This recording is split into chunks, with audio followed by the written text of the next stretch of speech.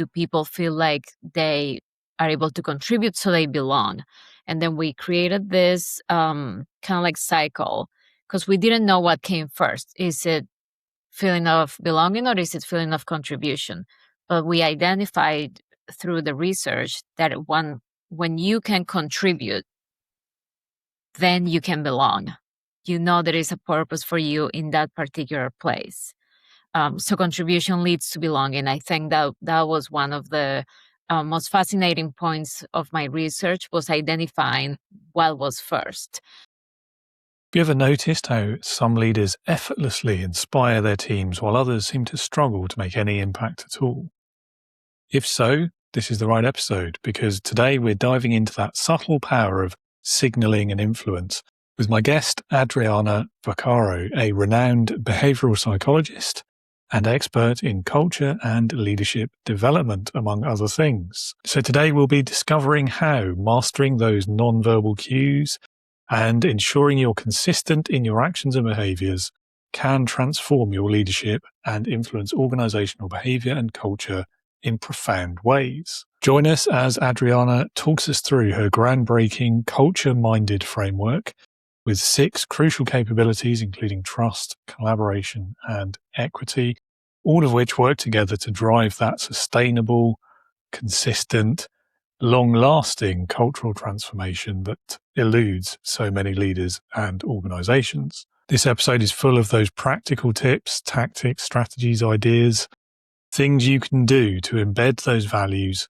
and that culture into the everyday behaviors of your team, and help us all understand why monitoring things like employee turnover and customer satisfaction can actually be useful. It can reveal things like the true health of your culture. So it's very much on topic for us here at Leading with Integrity today, and Adriana is a very kind and generous guest as well, and I just know you're going to enjoy this conversation. Do listen to the end to hear those all-important links to Adriana's website, how to get in touch with her, reach out, learn more, etc. Also, do visit my own website as well. Come and join us at the Integrity Leaders community and take the next step on your own leadership journey today.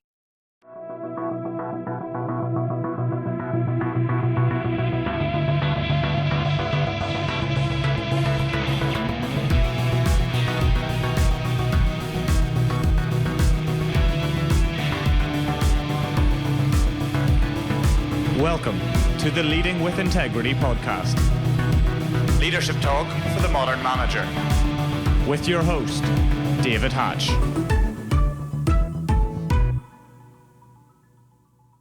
Adriana, welcome to Leading with Integrity. It is lovely to have you on the show today. Thank you so much for having me. Happy to be here.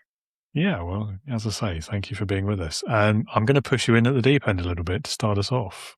Tell us your career story, your journey so far, like what you do today, why you do it.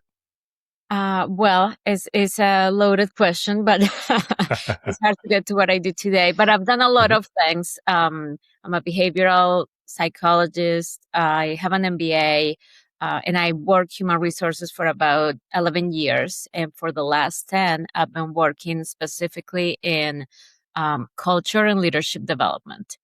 So I do have a small company, and I created a whole framework on how to assess culture and how to support leaders influencing the culture of a place. Cool. And what was it that drew you to this question of culture in particular? Because it's something that a lot of people overlook, I think.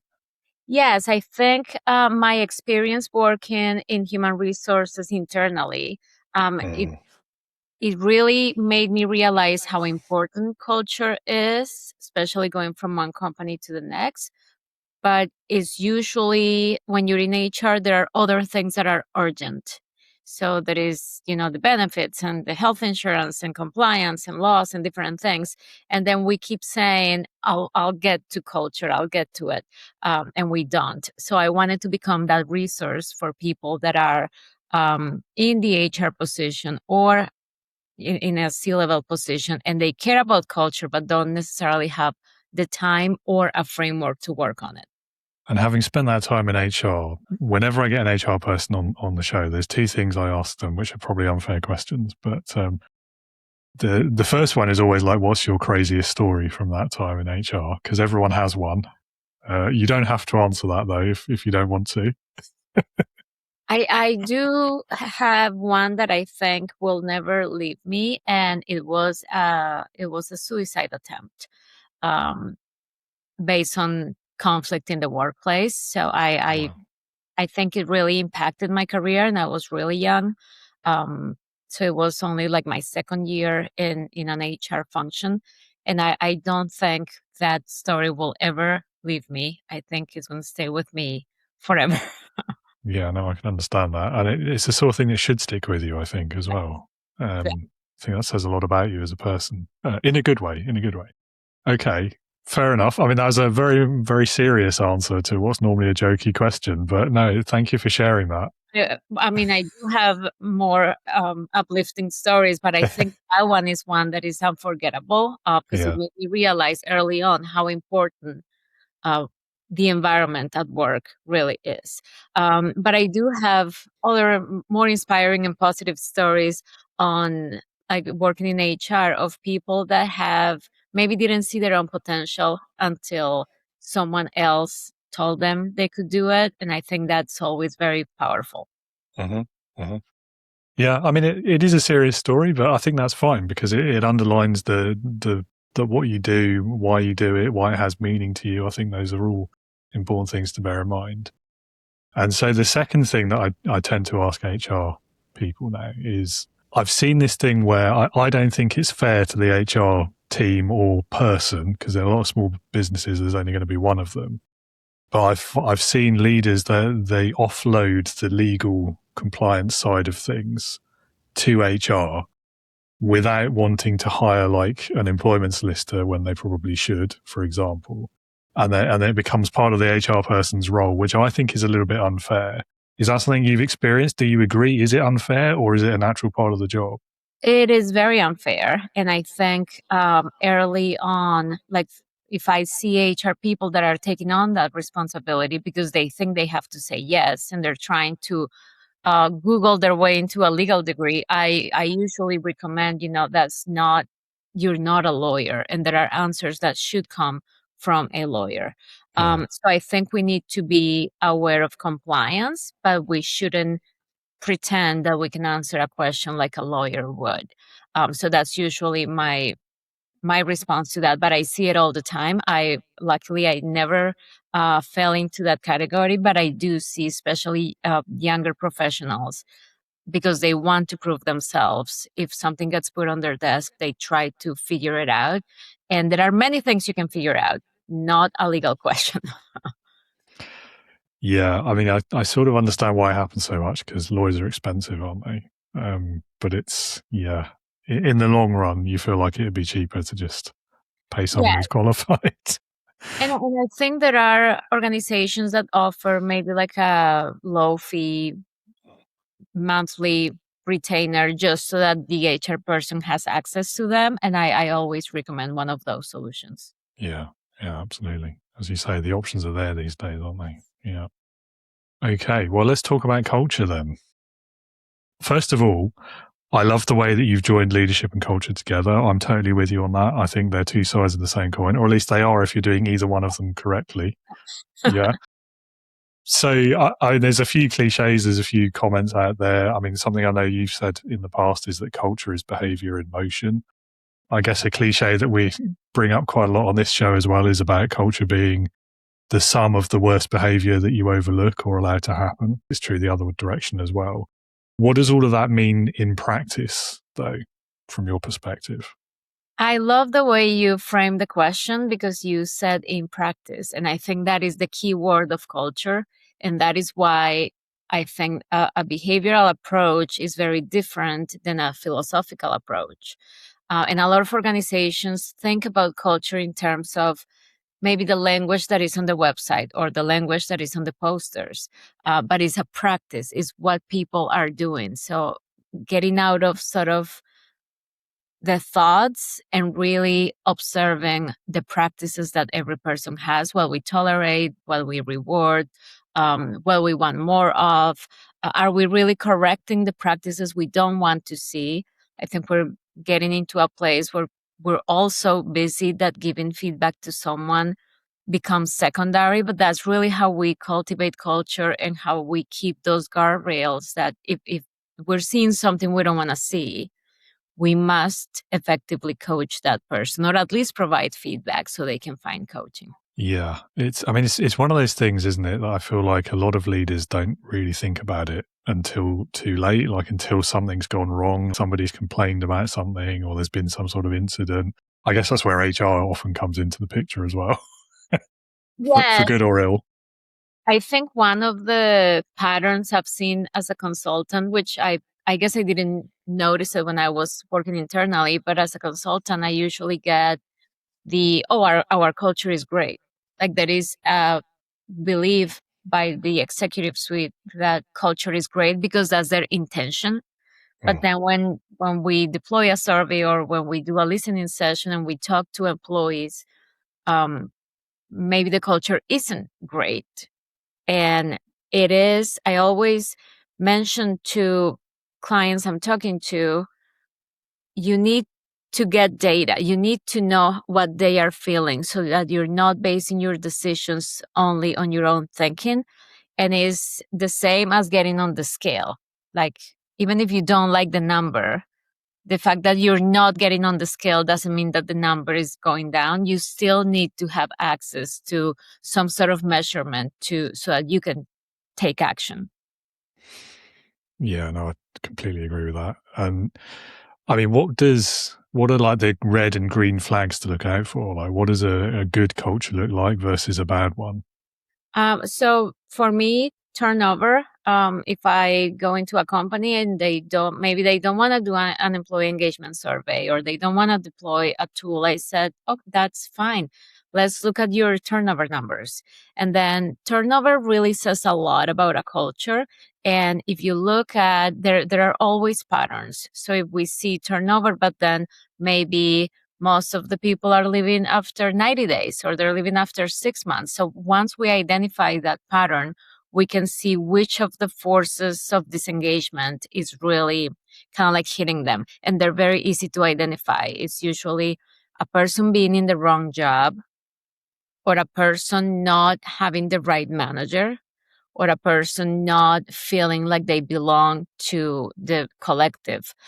So once we identify, we can then course correct. Fair enough. And then like the opposite end, like what does a good culture look like? Like what are the signs that, I mean, if you're working within one as well, because it can be quite difficult to see that when you're right in amongst it. Right. So there are things I see, and again, this new perspective from a consulting lens really has given me a lot of visibility that I didn't have before. So sometimes I go into a company and I see some things that they're not even noticing, but they're great things, like people getting promoted, or people staying there for a really long time, or people coming and saying, I know a different way of doing this. Would you let me try? That may be just a regular day for a manager, but for me as an outsider to see that type of behavior, I'm happy to tell them this is great. That means there is psychological safety. They want to experiment. They want to bring something new. They want to stay with you. So I think those are great signs. And also the other indicator, customer retention and customer satisfaction, that is a sign that your employees believe in the company. And that's a very loud indicator usually. Yeah, that last one in particular, like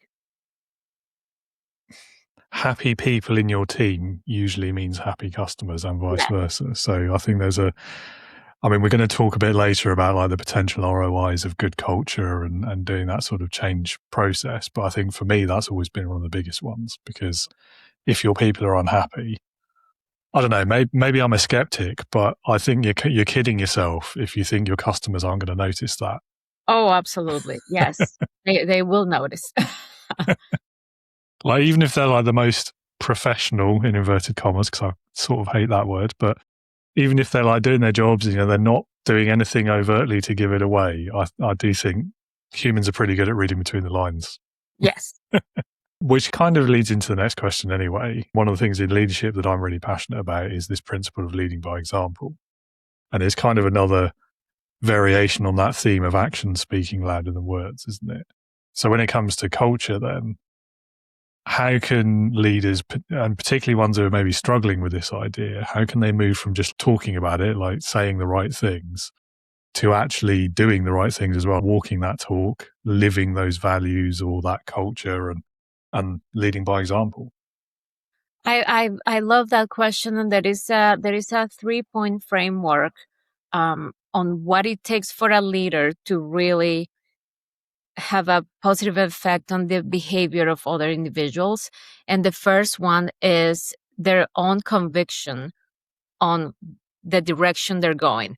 And even though that's not something you necessarily need to be talking about, it's called signaling. There is a lot that you can research on signaling theory, and it happens at the subconscious level. So if I am convinced of what I'm doing and my direction and where I'm going, people that are around me or people that report to me will feel that conviction, even if I'm not talking about it. So I think that's the first one. The second one is the consistency of behavior. And a lot of times we say, we are going to be on time. We are going to cultivate trust. And we say it, but we're not practicing it. So that ambiguity when a leader says something but does something else also has a very profound impact on people. I don't want to say following them, but maybe people reporting to them.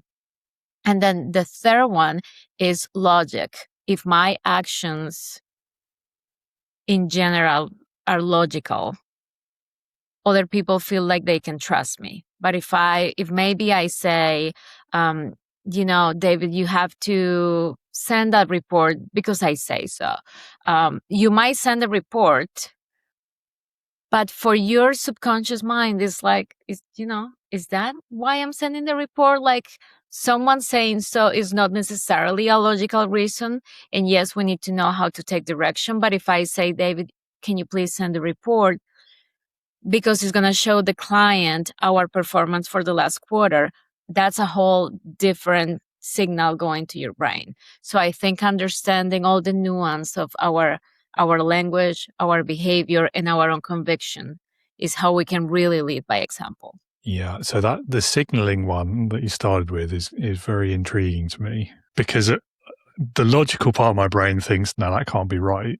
But then also the experience I've seen it happen. So it's an interesting one. And I do think there is, I don't know, there's something in there about maybe it's like the non-verbal cues that people give off, the sort of the subconscious, the stopping short of just fully supporting something if you don't truly believe in it, and you may not realize you're doing it, but other people pick up on it. That sort of subtle thing that happens every day that you maybe don't realize you're doing. Yes, it is. Signaling is a fascinating concept, and I actually is relatively new to me. Probably the last 3 years when I was writing my book, I did an interview, and the person I was interviewing started talking about signaling, and I had to go. I'm like, what exactly did you mean? And he kept talking about like an electric wave. So it wasn't making sense to me. So I kind of have to go in and research and find statistics. And it is a real thing, but is very nuanced. It's the little things, is the not, maybe not performatory, but the meaning of your actions is connected to that. And again, has been researched for decades. So there is a lot out there for people that are interested into it. But I think once you learn it, it just won't leave you because it's so powerful. Yeah, I was talking to someone this morning about this idea of alignment, and it's something that I speak about a fair bit in leadership work that I do as well. And the way I kind of describe it, and I think it kind of aligns to the 3 points you were making anyway, but I think where people fall down as leaders, or where leadership teams as well, when there's more than one leader in an organization, where they maybe don't perform as well as they could, where they suffer with things like poor staff retention and lack of engagement. I mean, the data on those are pretty depressing in recent years, aren't they? But it's that where the alignment isn't there, not just between individual leaders within that team of leaders, let's say, where maybe they're not quite agreeing with each other, because agreement and consensus isn't essential, but alignment is not the same, is it? Like, you can disagree but still pursue the same goal, sort of thing. And so I think that there's also that alignment within yourself as well, between like your values and your beliefs and your purpose, whether you believe what you're doing and the organization you're working for is doing the right things, pursuing the right goals. There's the things you say. Yes. And then there's the things you actually do. And I think that third one, I think, is where people often go off the rails. Or the first one, where they don't really believe it, but they're saying it and they're doing it because they think it's going to get the result that they want. And it's an interesting one, I find. I mean, I'm overusing the word interesting. I recognize that, but I love the idea of alignment because there is a way to know if you are aligned with someone or with a company. However, when you are misaligned, it generates the same kind of like amygdala triggering feelings of being in front of something unfamiliar. So when we feel that sort of, is what they're asking me to do, is it aligned with my values, or am I feeling this because maybe I've never done the thing they're asking me to do? So I think understanding the difference will allow you to realize, okay, my values are aligned with what they're asking me to do. So even though I'm not comfortable with the task, but its values align, I'm going to proceed with support. But if it's not aligned with your values, you should know not to proceed, which is different than when it's unfamiliar.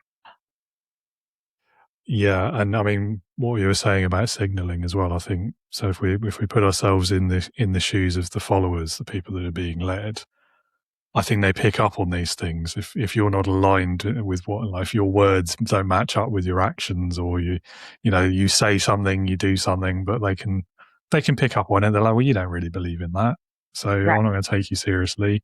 I'm not going to trust you as much. Yes. I'm certainly not going to trust that what you're telling me to do is the best thing to do, or the best thing for me either. Right. And I think that's important too, is people need to feel that their leaders have their best interests at heart, and it's not just about the leader filling their own pockets or the shareholders' pockets or whatever. Yes. That goes into, I love that you use the term trust, because again, that's character and competence. So we cultivate trust when the other person is demonstrating both character and competence. So alignment, signaling, all of those are elements that will only support your trust building with your employees. And it might feel like we've gone a bit off topic from culture there, but we actually haven't, have we? Because all of these things contribute to the culture in an organization. Yes. One of my favorite descriptions of culture, I don't know how you'll feel about this, is that sense of it's the way we do things around here. And I think why it appeals to me is because it's grounded in those, like, the day-to-day things, the daily behaviors, the signaling, the things people say, the way they talk to each other, the things they do or don't do. And I think it makes it much easier to kind of grasp the concept, understand what it is that you're talking about. Yes, I think simplifying the concept of culture is something that we need to do more of, because sometimes we have this aspirational, philosophical, we're going to change the world one pancake at the time. And then people can really connect to it. I heard a description once from actually a pastor, and he said culture is how we act, react, and interact. And I think it's so simple and it's so relatable, and it's something you can remember. And then you, again, like when every moment in a day, when we are with different people, if we stay aware of, yes, we are doing our job and delivering our work, but we're also cultivating that culture. So having that awareness is quite important. I think it's something you've hit on the head there as well, is like the grand vision, the aim, the goal of whatever the entity is, isn't the same as its culture. Right. So, like, what was it? Which one was that you quoted? The pancake? I'm guessing there's a restaurant somewhere that has that. So I think there is a company that makes pancakes, and they feel like they want to change the world one pancake at a time, which is a beautiful goal and vision, right? It's aspirational, it's philosophical, and it gives people purpose. But when you have, people working a line of production and people working in packaging, it's really how we act, react, and interact. Is not, maybe collectively they are doing something good and they're very connected to recycling and sustainability. They have a beautiful vision for what they're trying to achieve. But that, aspirational point, even though it gives us direction, is not the day-to-day work. So I think landing it to the person that is working on the boxes, they contribute to the culture. So what do we want them to be thinking as they are making that contribution? And I think it should be something simpler of, your actions and your language has an effect on everyone around you, their lives. So how can we really be aware of that contribution in that present moment? I agree. And I think, so I guess my point is, you need that vision, that grand statement, whatever it is. Another famous one that just pops into my head every time is the Microsoft one from way back in the 80s about a computer in every home and in every workplace. And annoyingly, they've probably achieved that by now, I guess. I don't know what their current one is, but anyway, it's nice if there's a bit of altruism and saving the world type stuff in there as well. Obviously, that one was very profit focused. Ultimately, that's what they were doing it for. I think it can be both in an ideal world. But I don't think that is the culture, though. I think the culture is, as you've said, it's the practical day-to-day stuff. Because that a big grand aim like that, for the individual working in that business, that's meaningless to them. They're not going to. You understand the grand strategic goal, great, but for my day-to-day role, that has no meaning to me. Like, I'm not personally going to be able to achieve that. Right. So putting it in those practical terms and in terms of, like, as you said, like the interactions, the reactions, that sort of thing, but also what is my part in that big grand strategy? What am I, individual person, David or Adriana, going to do that works towards that goal? And I think that speaks to the culture too, and whether and how the leaders are able to communicate it too. Right. And I think that level of practicality, it becomes prescriptive, unlike, the aspirational. There is one deliverable we usually put together for our clients, and it's a two-part. So one is, behaviors we want to see. And those behaviors are simple. They're not, we're going to demonstrate honesty beyond, like, none of that. It's like, we tell the truth. Very simple, simplistic. And then we have the prime directive. And these are the questions employees should be asking themselves when they are doing their work. And I'll give you an example from a human services organization. The group came up with the prime directives, and they were saying questions like, would I put my child in this program? Would I recommend this program? Those are questions employees should be thinking about. And that really has an impact on culture, because their actions are going to be different than actions if they weren't thinking about those questions. There is a call center for a claims processing center, and they only have one prime directive, and for the call center employees, and it is, would I treat my loved one, maybe my mother or my father, the way I'm treating this caller? And they have it in front of all the computers. So I think that is powerful, right? Like, where you're talking to someone, but you're being reminded, would you like your own mother to be treated the way you're treating this person? I think those prime directives are extremely powerful. Yes, I agree. A couple of things. One that's reminded me of the way Simon Sinek talks about values and value statements. He says it should be in terms of a behavior, a thing, like a verb almost, like we treat each other with kindness, for example. Right. And I think that's relevant because values tend to maybe not define a culture, but they sort of set up the aims of the culture, don't they? The other thing is something that relatively recently in my career and life that hadn't really occurred to me before is this concept of like, trying to think back to what you said earlier exactly, but when leaders talk about their culture, like, you know, our culture is great. Another thing I hear quite frequently, I don't know if you do as well, is we're like a family around here. Now, to me, that has always felt a little bit distasteful, but a few conversations I've had with people in more recent years have underlined to me why that's actually pretty toxic. Firstly, and most importantly, is family doesn't mean the same thing to everyone. A lot of people have really contentious family lives or dysfunctional or, you know, abusive, all sorts of horrible things happen in the world, don't they? And so that prime directive that you mentioned earlier about would you want your mother or father to be treated in the way, maybe yes, they would want them to be treated horribly. So I don't know. You're assuming a relationship there, aren't you? Right. So the whole family, we're like a family. It is very, I don't know, it pushes my buttons in many ways because I know it's a positive intent. I know there is a positive intention behind it. And I know that sometimes it starts when the circle is small.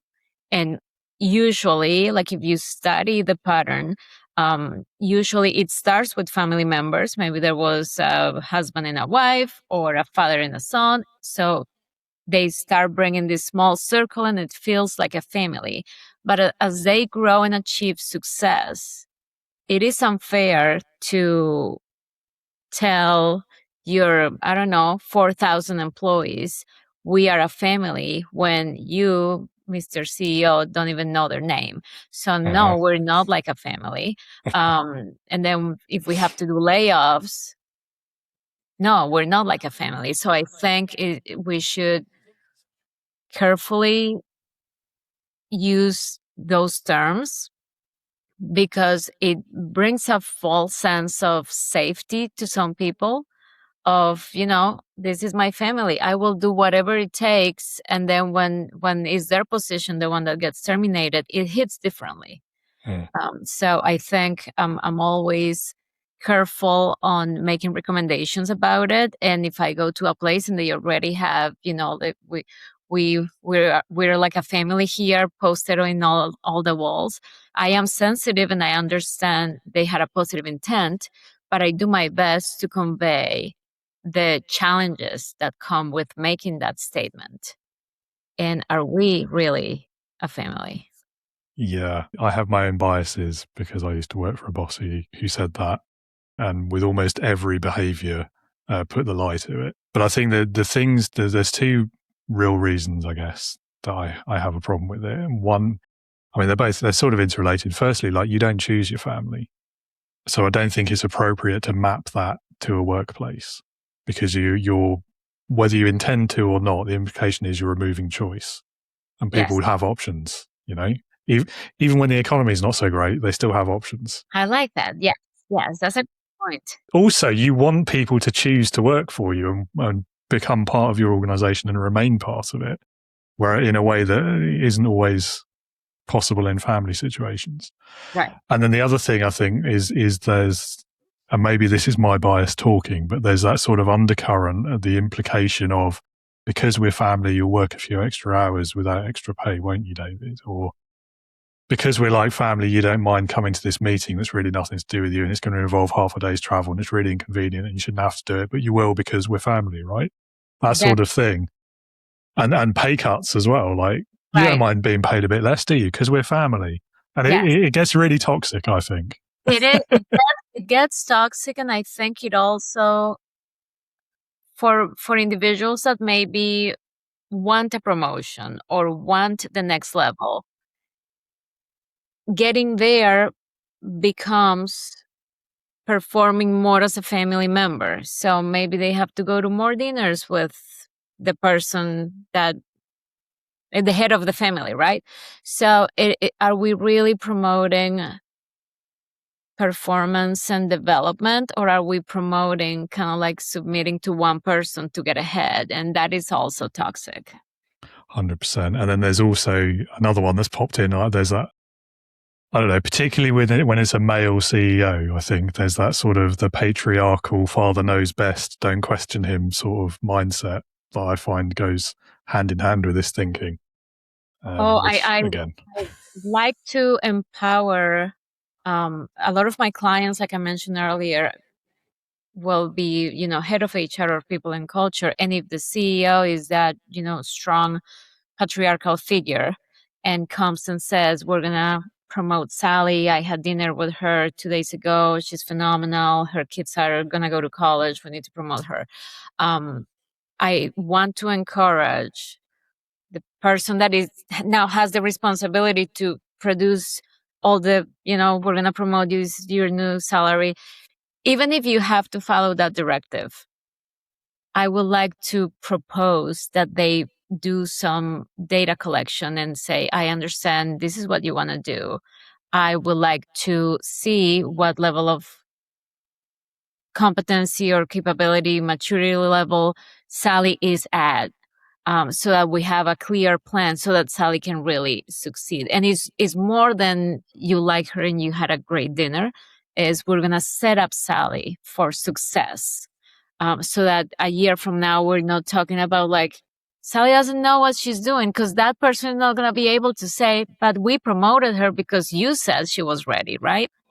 So having the data points to really support people in their success. Absolutely. So back to culture again.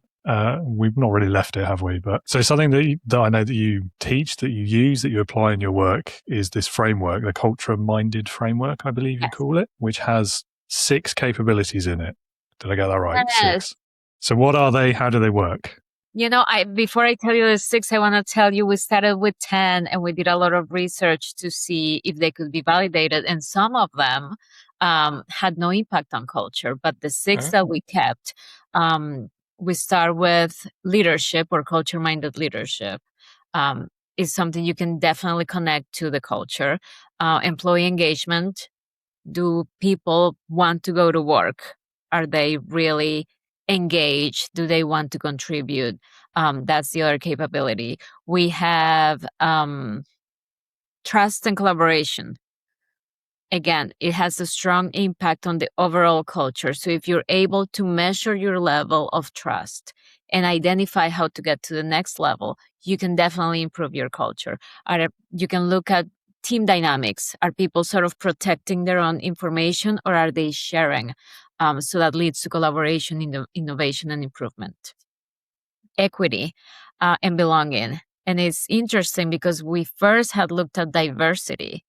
But then we realized that diversity doesn't have an impact on culture that goes across all levels if you don't have the diversity at all levels. So in order to really validate that capability, we had to concentrate on equity and belonging. Do people get what they need so that they can be successful?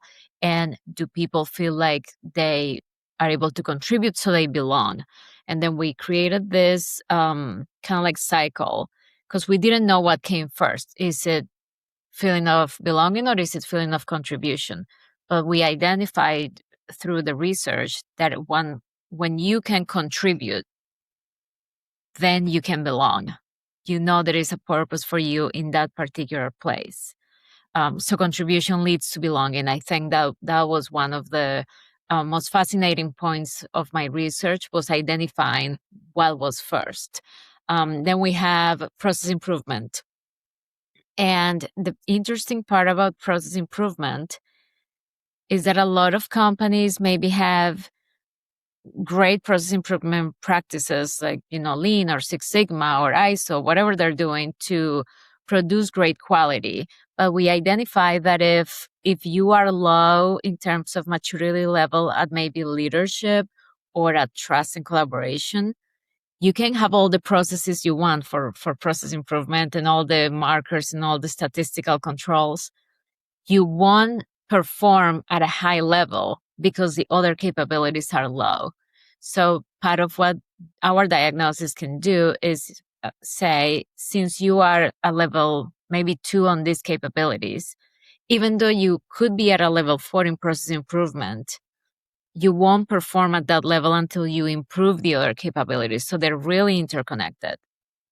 So even though they're independent, you can't really improve in one until you have improved in the other ones. And I like to use kind of like the example of I have 3 boys, but one of them is 4. So if my 4-year-old drives my vehicle on the highway, that is what happens when we don't have the ideal level of maturity, right? Like, does he understand the steering wheel? Yes. Does he understand putting the car on drive? Yes, he understands, but he doesn't have a sense of direction, a sense of the speed limit, a sense of awareness of the other vehicles. So just because we could do something doesn't mean we should. So I think that concept of maturity really, I think it is profound in terms of leadership. And you can apply that to the culture, but you can also apply it to an individual. So if we're looking at a manager, maybe he's really good at, I don't know, customer service, but is he good at leading people? Is he good at providing feedback? So you cannot call that person a good manager until all the capabilities are rising to the same level. That was a long answer, but I hope I... No, I like it. I think maturity is something that's not talked about enough in leadership generally, but certainly is relevant to culture too. And I think also it's quite important to disconnect that from age and experience. Yes. Because they're not automatically the same, are they? Certainly not in my experience. I'm pretty immature, to be fair. No, I'm with you. No, it's absolutely not the same. And that's why we base the maturity level on specific capabilities.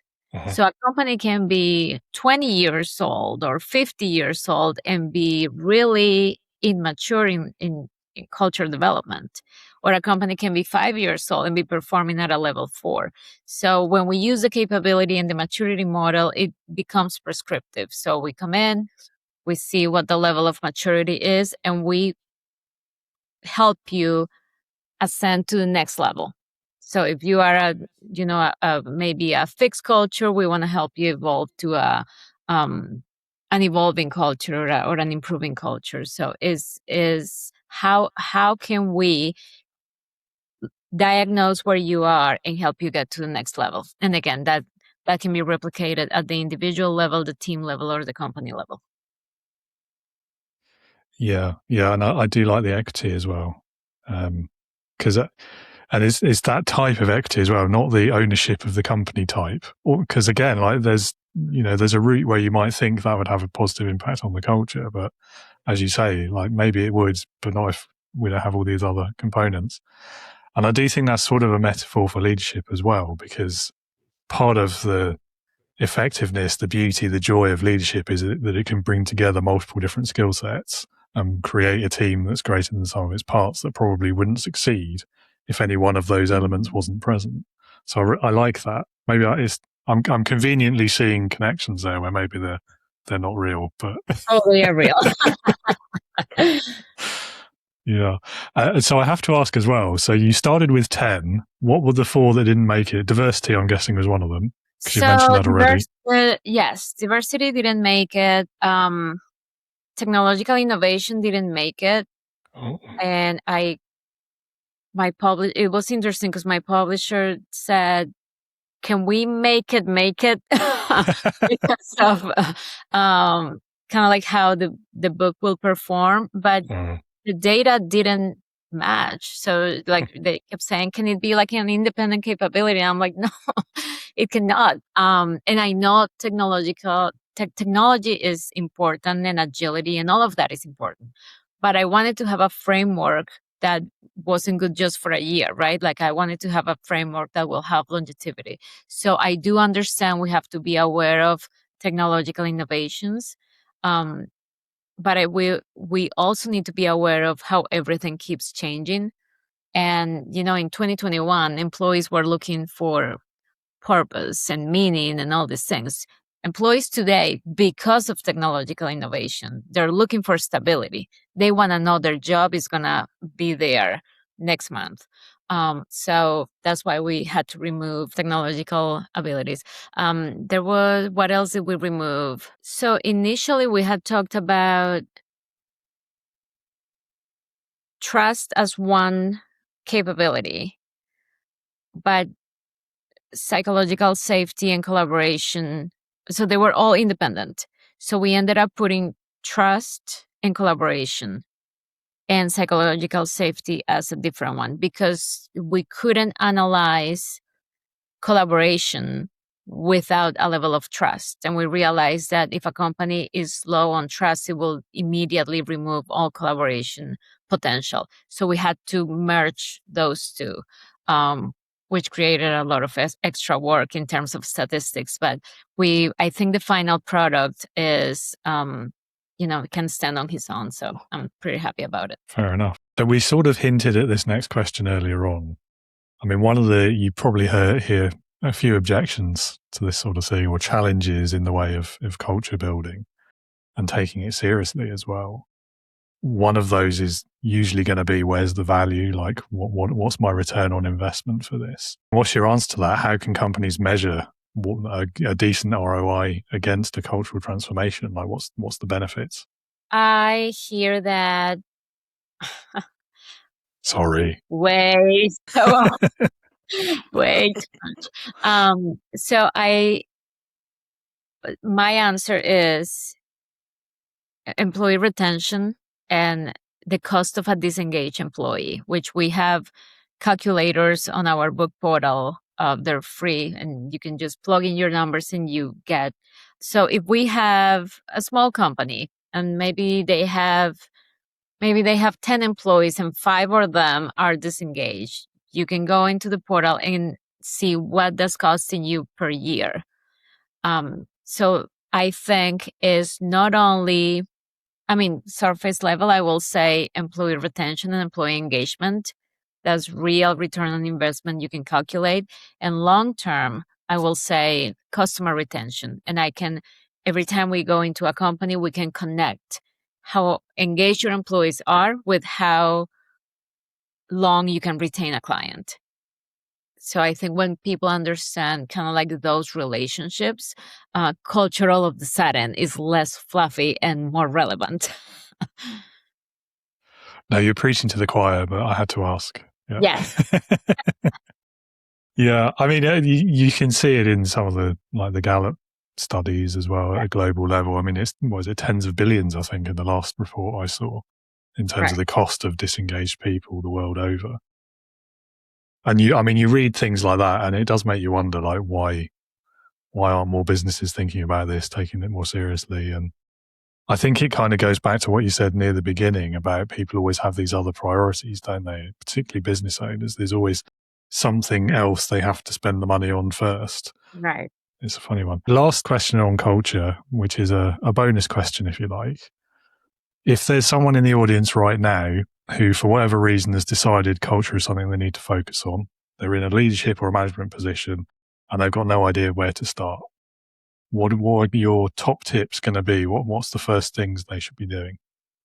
I will invite them to explore the book portal, which is free. You don't have to even read the book, but you go to culture-minded.com and you can calculate how much lack of cultural work is costing your company. And then you get some recommendations immediately of things that you can do.